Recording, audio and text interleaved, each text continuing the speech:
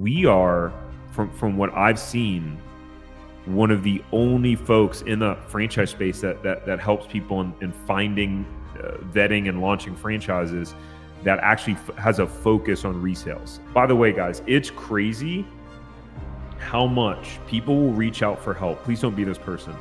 Reach out for help. Like, hey, I want advice. I want advice from someone who's been there, done that before, right? And then you get the advice and you decide, you're like, you know what? I'm not going to implement that. One of our goals is to bring awareness to some of the most proven concepts. Like, one of the things that we look at for our clients is, and we're always looking at, is what's the sales to investment ratio? Meaning, like, based on the investment that you have to make, right? The investment that you have to make, what are the average sales in terms of like a multiple? And what does it look like on the high and low end? Welcome to our Franchise Empire newsletter, where we highlight one franchise of the week as well as one franchise resale that is listed for sale somewhere in the United States. If you want to get these franchises in your inbox every single week to read at your convenience, you can go to franchiseempire.com/newsletter to subscribe for free. Let's jump into it. Welcome to the Franchise Empire Show. They say Rome wasn't built in a day, and building your empire doesn't happen overnight. My name is Tarek Johnson, and owning franchises is what helped me go from employee to employer and start building my empire for my family. So this podcast is for you, the empire builders. For those of you who want to build something that stands the test of time. This is for those of you who are crazy enough to believe that you can make the dream in your head come to life. This podcast is all about bringing you real people who are building real empires so you can get inside their mind and heart and get proven strategies and actionable insights that will catapult you to build, grow, and scale your empire. So today we're going to talk about a super solid franchise resale with about $2.5 million in recurring revenue. Actually, we have a few different franchises that we're going to go over and show you. So I'm going to share my screen right now and hit on the exact things that we are going to cover in today's live. It is just me, by the way, today. Kevin is out of the office at a conference.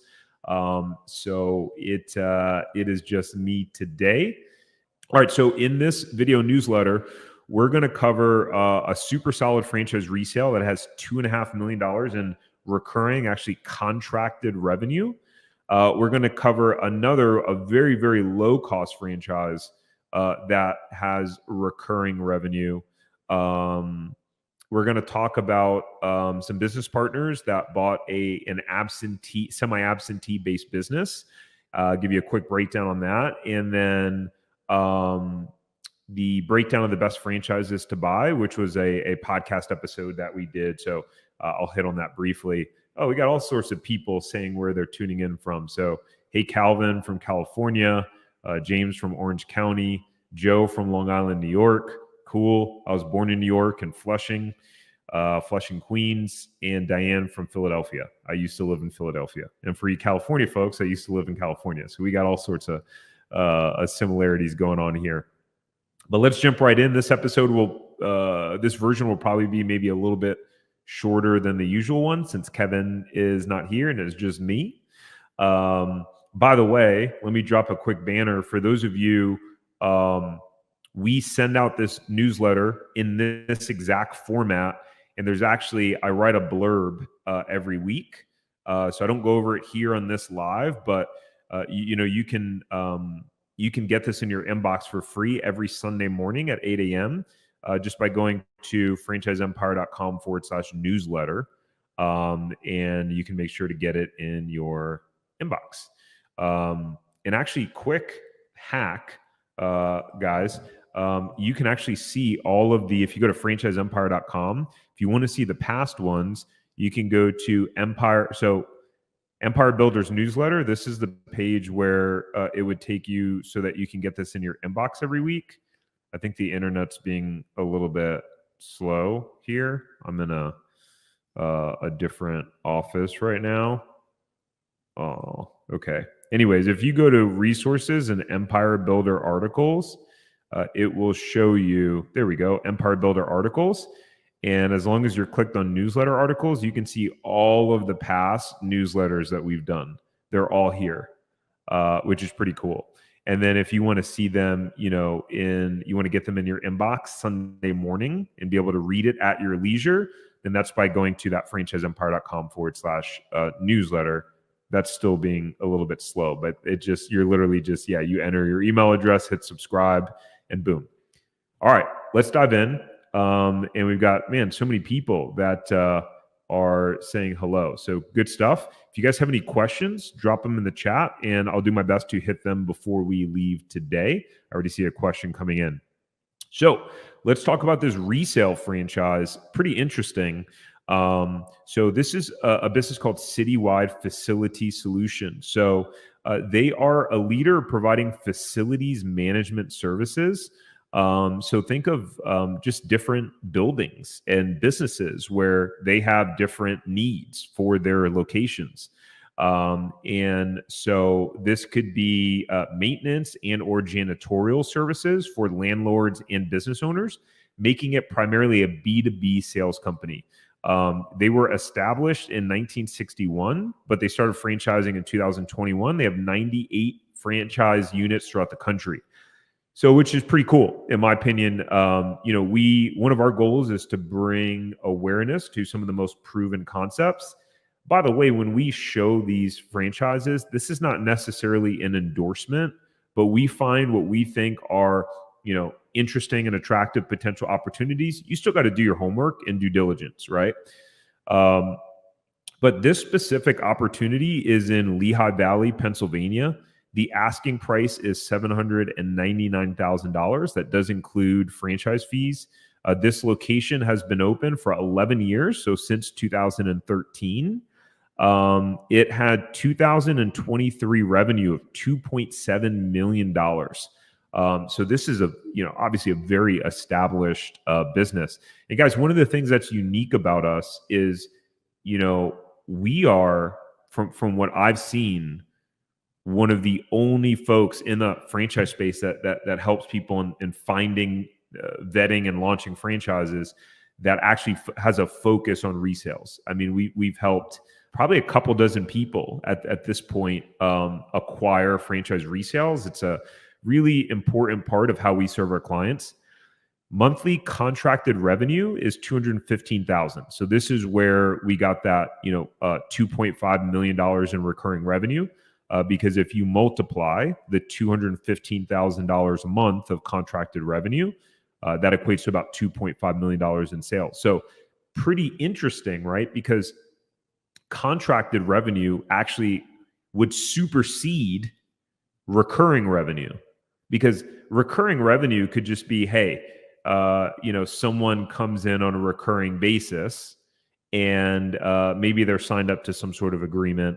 Maybe it's just month by month, and they're going to continue paying. But contracted revenue, you could have a 2-year contract, 3-year contract, 5-year contract where it's not just month to month.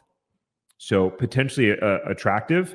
This specific business has 2 salespeople, an account manager, 1 night manager, because they're providing facility solutions, and 1 part-time BDS. I'm not sure what BDS means, to be quite honest. Kevin puts this together, so I'd have to ask him. But I would imagine that's business development something, maybe. The office is in Allentown, Pennsylvania.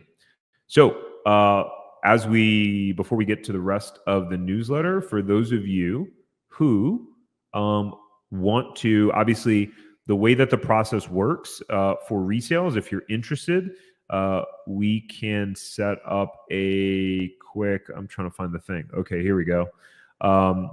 If you're interested in this specific franchise, or if you want to have a free call with the team to find out and understand what franchises are, what resales are available in your area, if there are any, then you can go to franchiseempire.com/resales to inquire. So what happens is when you inquire about, let's say that you lived in this overall area and you're like, oh, this franchise seems like an attractive opportunity. what we would do is number one, we'd make sure that you even have the finances overall to be able to acquire this opportunity, and then we'd make that introduction to the owner and franchisor to facilitate that, so you can start your due diligence, see profit and loss statements, all that stuff. Obviously, you have to sign a non-disclosure agreement, NDA, in order to see that stuff. So for anyone interested in a franchise resale, if you have at minimum $150,000 net worth or higher, doesn't need to all be liquid, then that's something that we can potentially help you with. So our team have looked into a few hundred franchises and put together a list of 5 low-cost franchises that all make $1 million or more and that have a proven track record of both happy and profitable franchisees. So if you have a net worth of at least $150,000 and you want to see if the territory that you want is still available for any of these franchises, then you can go to franchiseempire.com/check territory. All right, let's get back to the episode. Boom. All right, so let's move on to the next one. I see that we got a couple of questions dropping in. Keep on dropping them.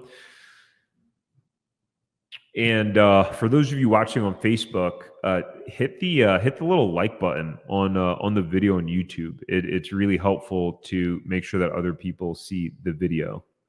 You want to be talking to if I'd reach out to you. Okay, let's stop and answer a couple of questions. I do not believe Buc-ee's is a franchise. I don't believe they are. I believe they're all corporate owned, but I don't know that for a fact. James, would you be the one I'd be talking to if I reach out to you? Typically not. We have a whole team. We have a whole team at this point. Yeah, we do have some for our clients. We do a weekly group call where you can interact with me and people can submit questions, and we have clients that submit profit and loss statements, and so that is a weekly Zoom that we do for our clients that are specifically in our Zero to Profitable Franchise System program. But our team is epic, by the way. And James, if you've watched any of our other newsletters, and I would highly recommend you do, Kevin usually does them with me. Kevin is my business partner, Kevin and Krista, and they run the entire brokerage division of Franchise Empire. So typically you're meeting with them, one of them. All right. Franchise Empire's take. So this business is great for someone with B2B sales experience that wants a really scalable franchise with low overhead. They're looking for candidates with 10 to 20 years of business-to-business experience and at least 5 years of sales and or sales management experience. And ideally bottom line P&L responsibility, strong relationship building, and organizational skills.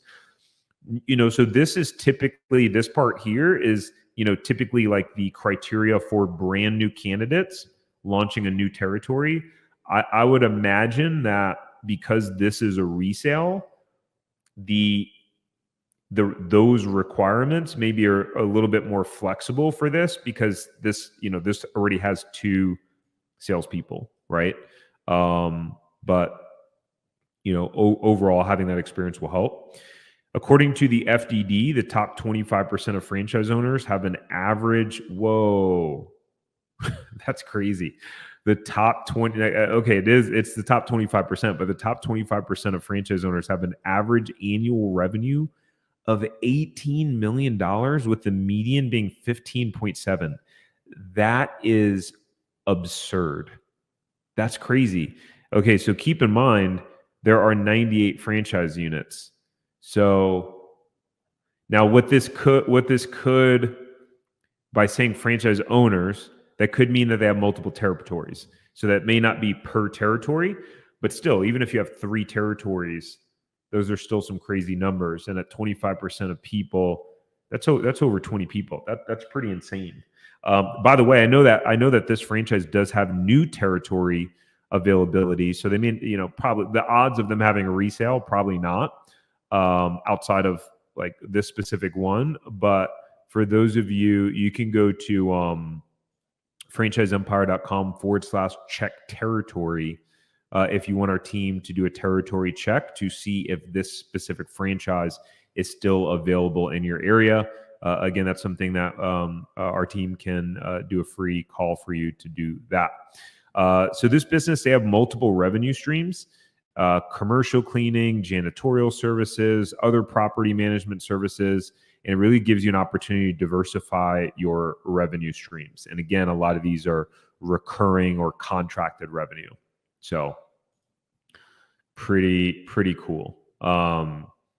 Purple Blue, I see your question about franchising and licensing. I'll do my best to hit it at the end, but there is a difference between the two. Boom. I already did this whole call to action. So franchiseempire.com/resales for that. If you're interested in just kind of general territory availability of different franchises, franchiseempire.com/check territory. All right, cool. Quick client case study. So what's cool is actually Crystal and Tanisha, I actually remember taking their call about if they wanted the Zoom call with them and if they wanted to work with us. This was about 2 years ago now. And they initially came in. Here's what's interesting. They initially came in because so we're one of the only, I don't know that anyone else does this. Not only do we have like traditional brokerage services where we help people like find the franchises and go out and find opportunities for you, but we actually have a whole, service and offering where we help with the vetting. Like no one does that in the marketplace. And so sometimes we have people that have found franchises on their own and they're coming in because they want to use our vetting tools and get access to like some of our services and how we help with that. So Crystal and Tanisha, they came in looking at a dessert franchise that only had like a couple of locations. And immediately on the call, I told them I thought it was a terrible idea. It was not proven at all. That it's very low profit margins. The company was still probably figuring things out as they went along. They had quoted some crazy low startup costs that I didn't think were going to be realistic at all. And basically, it's like I told them that I thought it was, a terrible idea, but there's other franchises out there that I think would align with their goals. They continued on the path of doing due diligence, looking at that opportunity for a while. Fortunately, maybe not fortunately, they knew some people in the franchise system and things weren't exactly playing out in an ideal scenario. So they wind up deciding to pull the plug on that opportunity. By the way, guys, it's crazy how much people will reach out for help. Please don't be this person. Reach out for help. Like, hey, I want advice. I want advice from someone who's been there, done that before, right? And then you get the advice and you decide, you're like, you know what? I'm not going to implement that. It's interesting. And, I see so many times people get involved or look at franchises that are terrible ideas. It's such a bad idea. The franchise has no proven unit economics of like franchisees being successful and profitable. And you can already tell it's going to be a shit show. Excuse my language. Like once someone gets in there. So, but sometimes people, I get it. Sometimes I'm stubborn. Sometimes you got to like figure it out on your own, but like can definitely help you save a lot of time. So anyways, our team wound up actually helping her. That's Crystal, but we helped Tanisha and Crystal actually, once they pivoted off of that, we actually found them, ironically, Purple Blue, a licensing opportunity with a vending machine company that has some operators, I believe they call them, that have been very successful. And it's one of the most legitimate that you can find in that space overall.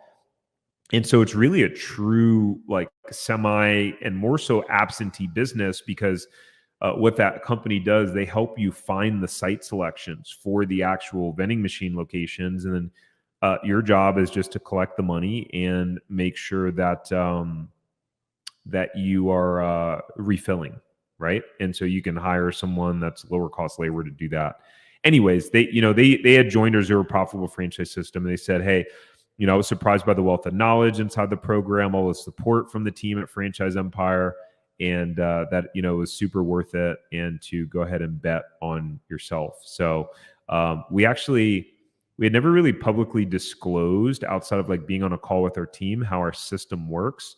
But just to show you, soon here we have ZTPF coming soon, and we're going to like display the grid of how it all works. So definitely keep an eye out on that, because it's something we've used the system for 2.5 years now. We've had a tremendous amount of success with helping our clients. Okay. Franchise of the week. This is a franchise called Duty Calls. Pretty clever, huh? Pretty clever name, Duty Calls. Okay, so the corporate location started out in 2000 in Virginia, started franchising in 2004. Looks like they were bought out as of 2021 by Authority Brands, which is Authority Brands owns a bunch of different franchise brands. They have 2 corporate territories. They have 86 franchise units. For those of you who may not have been on a bunch of newsletters or familiar, franchise units doesn't mean franchisees, because you could have franchisees that own 2-3 units, aka territories, right? So there may only be, maybe there's only like 40 franchisees that own an average of like 2.1 or 2.2 units. Franchise fees, 50 grand, 49 grand, flat royalty fees of 7.5%, and national marketing fee, 1.5%.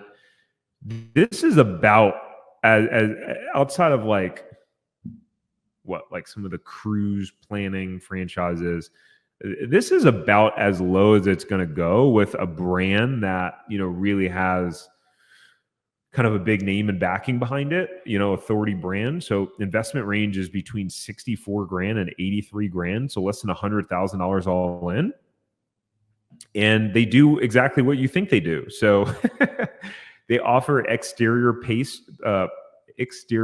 pet waste removal and odor control for residential and commercial customers, including, apartment complexes, commercial properties, homeowners associations, and other related services.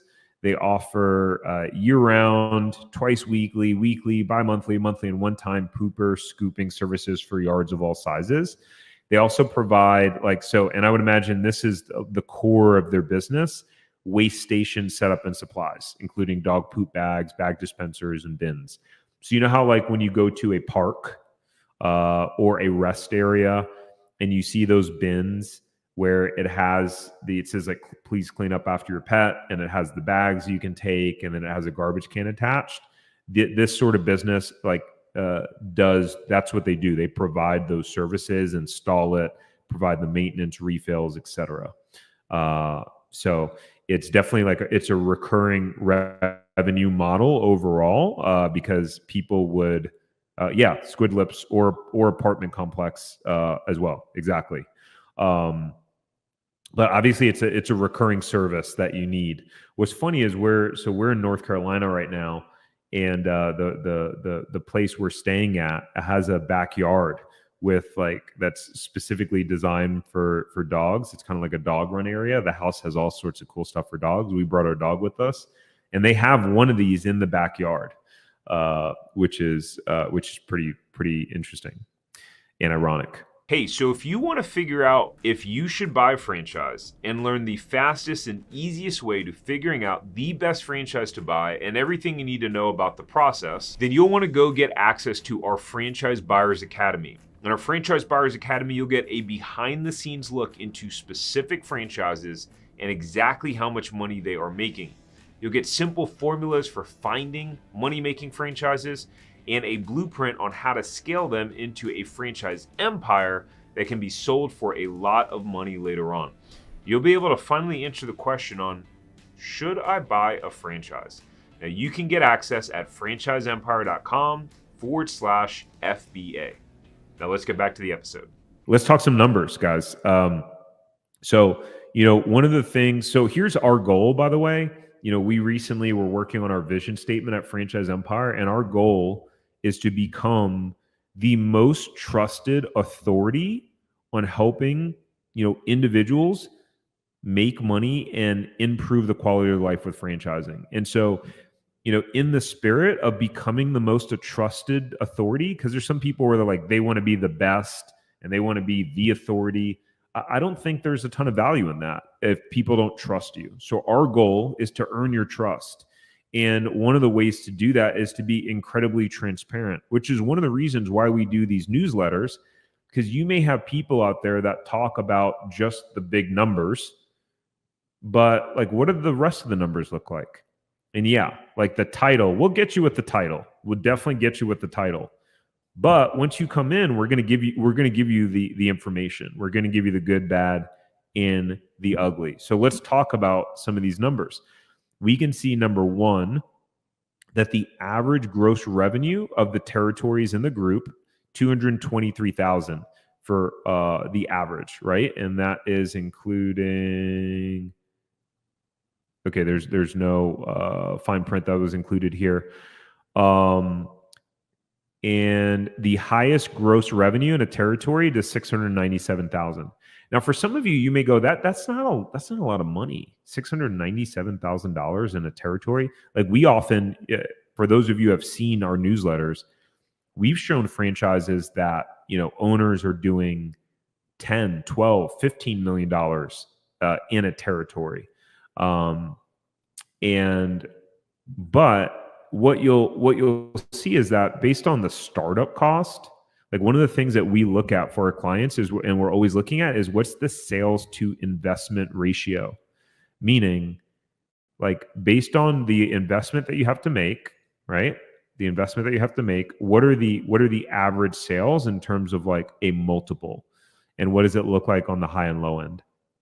So when we look at some of the bottom 25% do an average of $37,000 in revenue. The third quartile does $81,000 on average. The second quartile averages $246,000 in revenue. What's interesting is that there are 24. They based it off of the franchisees, is what the quartiles are based on, not territories. So you have most of the franchisees are in the second quartile.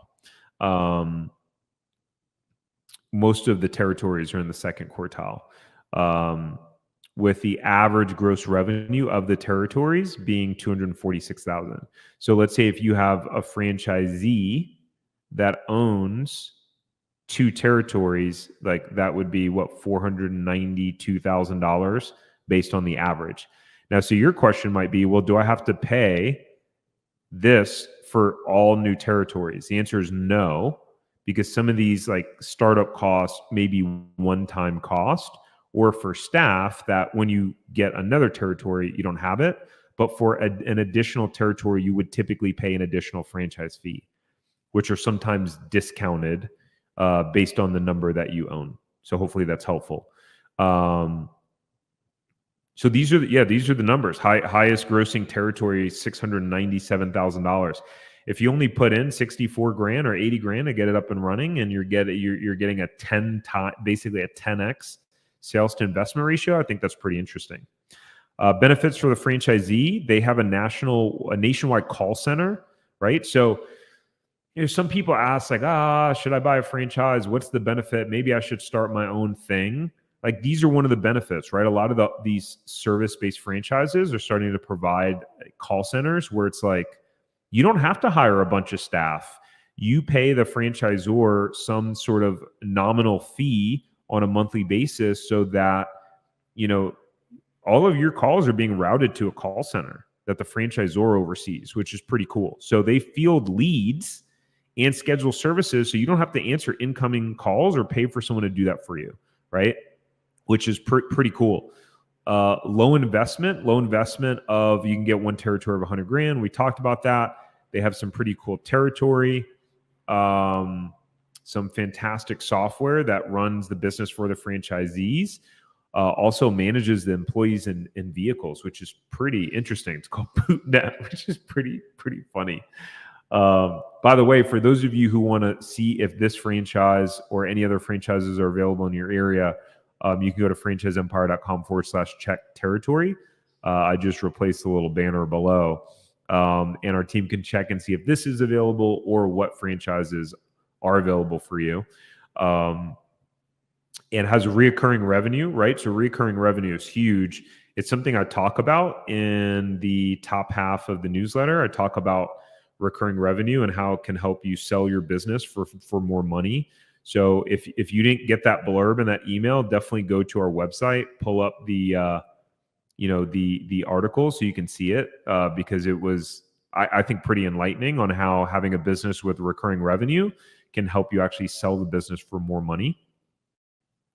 The other thing is they have a super simple business model, right?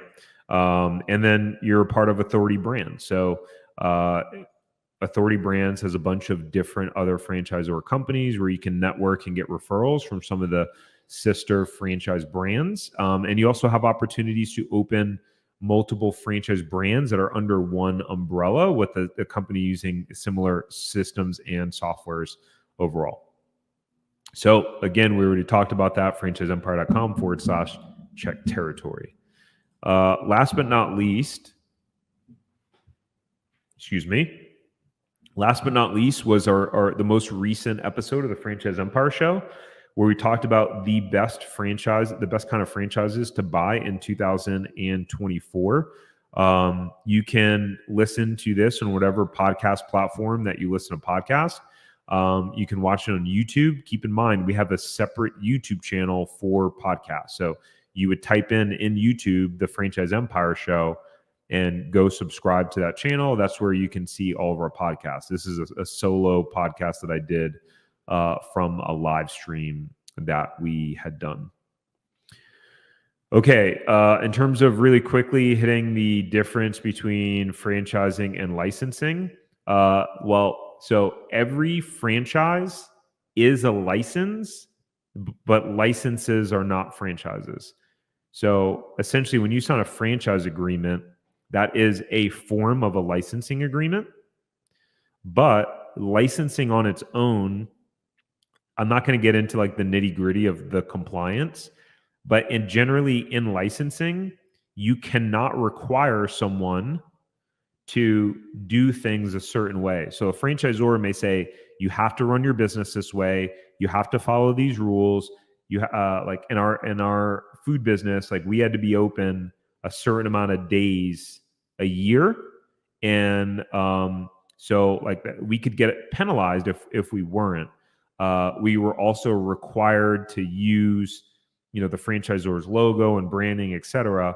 So licensing can sometimes be like, you can see it in white labeling where, someone may use someone else's systems, but brand it as their own, right? Or a good example is CrossFit. CrossFit is a licensing deal. They're not a franchise. So for any of you, if you've ever seen or been interested in CrossFit, all of the CrossFit gyms have different names. None of them say CrossFit. And they all use different systems and they operate in a different way. Personally, I think that they probably should have gone the franchise route because it's super inconsistent overall, like the delivery and experience. But I guess that worked for them. But so that's the overall simplified version of the difference between licensing and franchising. So awesome, y'all. Well, thanks for sticking around. Make sure to subscribe before you go if you're watching on YouTube, and definitely make sure you have gone to franchiseempire.com/newsletter so that you can get these newsletters in your inbox every single week for free. All right, that's it. Y'all have a great rest of your day. Hey, before we go, thank you so much for listening to this episode. Please subscribe here on YouTube if you haven't already. And the biggest thank you that you could ever give me is to share this episode with someone who you think will benefit. That means that we can share this message with more people and hopefully positively inspire them like we have you. So thank you. And until next time, go build your empire.